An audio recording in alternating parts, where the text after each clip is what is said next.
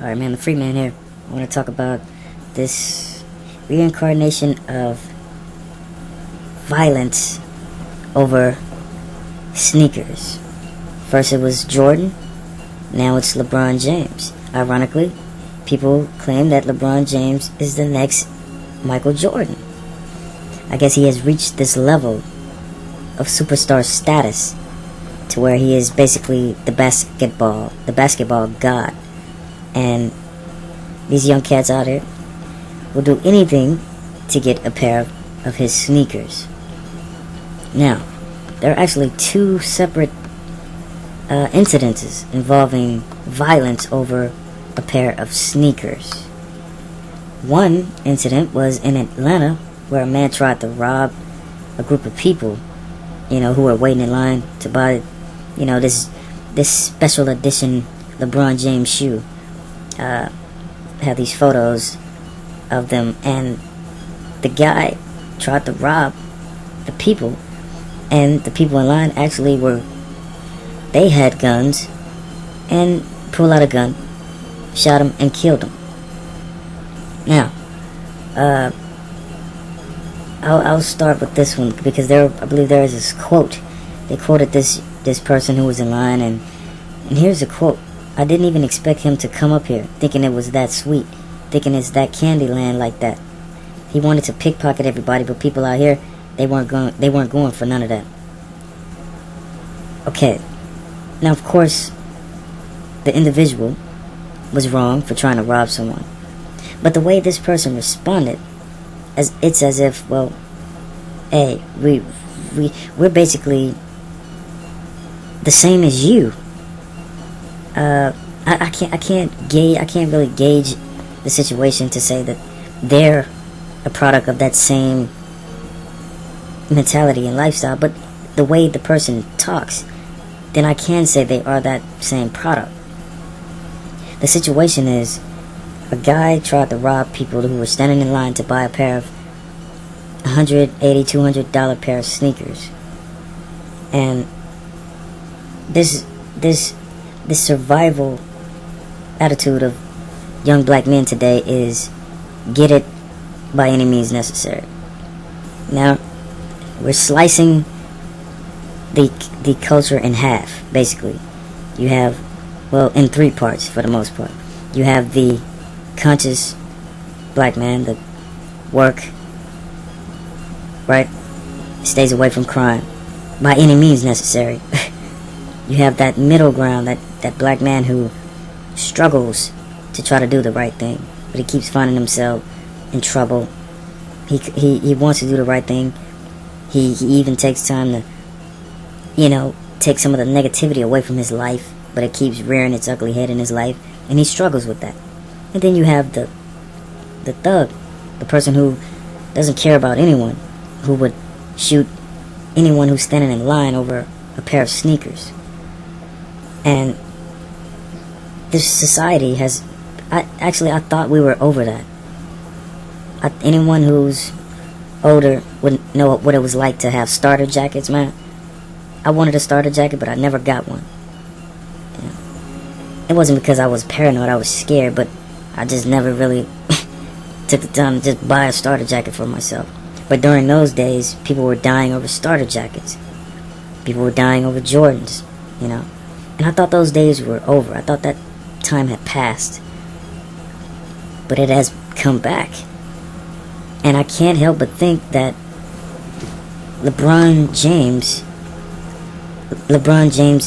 James' image has something to do with this.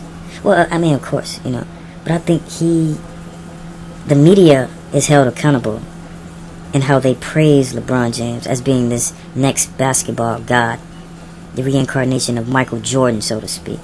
He's on this level of being superhuman, supernatural, this person to be praised and worshipped as if he's a god.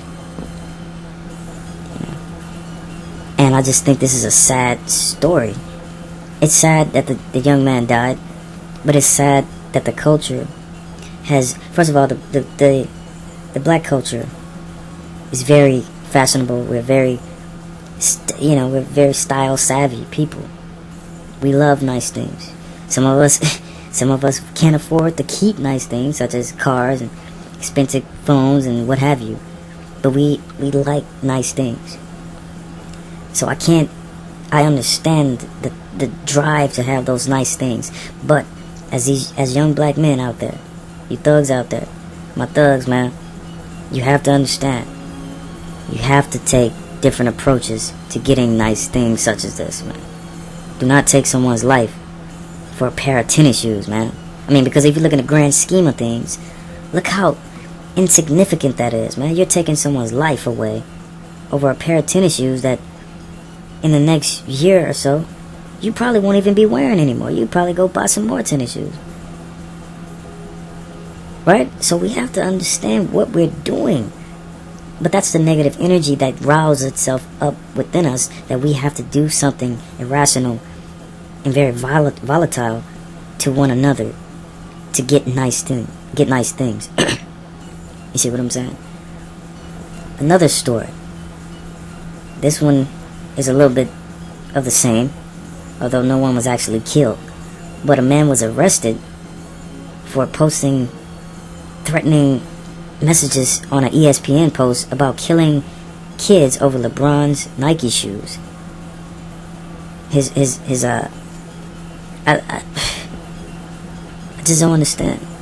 Now this guy is sitting on a $2 million bail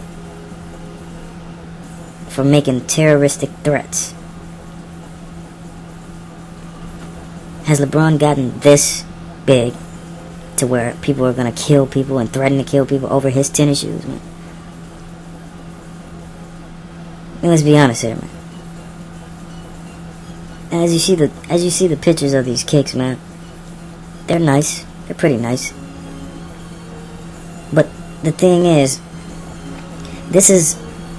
society is basically a big high school. That's pretty much what it is. It's a big high school, man. You have people ripping and running, trying to make themselves look purty, for other people to notice. Of course, everyone has a level of materialism within them. But this is out of hand. This is getting out of hand. You're buying these tennis shoes so people can see you with those tennis shoes. That's the basis of your wanting the tennis shoes. Yeah. It's on the outside. It's like outside looking in, rather inside looking out. You're worried about what the outside is, how they perceive you. Yeah, you're buying these tennis shoes. First of all, I'm a shoe guy myself. Yeah, but I budget because first of all, tennis shoes shouldn't cost no more than $100. That's just my personal opinion. Trust me, I don't want to hear no talk about, oh man, you gotta understand there are special edition type of kicks and all this, man. They're worth the money, man. Listen here, man.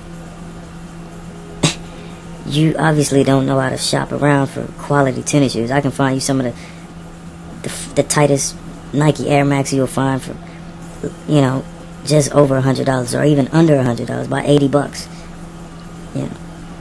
I just feel this society. And I think this was ritual. For some reason, I believe this was a ritual.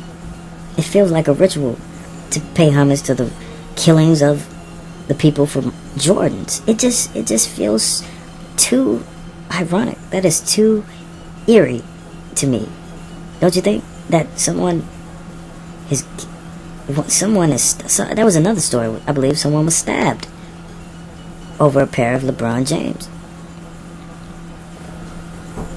Is that worth it? I don't understand.